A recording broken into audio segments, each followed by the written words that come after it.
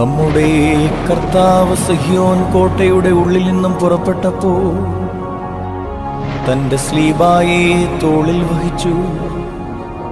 സങ്കടത്തോടെ തന്നെക്കുറിച്ച് കരയുവാൻ എബ്രായ സ്ത്രീകൾ കൂട്ടമായി കൂടി. തന്റെ മാതാവും അവളെ അറിയുന്ന എല്ലാവരും ദൂരെ നിന്നു. മാതാവ് വലിയ സങ്കടത്തോടും ദുഃഖത്തോടും കൂടി, എന്റെ പുത്രാ, നീ എവിടേക്ക് പോകുന്നു? എന്റെ വാത്സല്യവാനേ, നീ എവിടേക്ക് പോകുന്നു?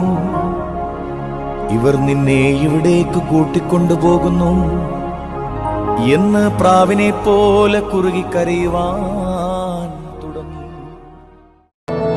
സ്ലീബാത്തോളിന്മേൽ താങ്ങി കോട്ടയെ വിട്ടു പുറപ്പെട്ട നെടുവീർപ്പോടു നിലവിളി കൂട്ടാൻ മേളെ ചെബറായങ്കനമാർ അറിയും നോരെ വരുമൊന്നീ ചകലത്തായി നിന്നാൾ ജനനീ.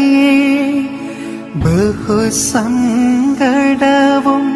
വ്യാകുലവും പൂണ്ടവൾ പ്രാവു സമം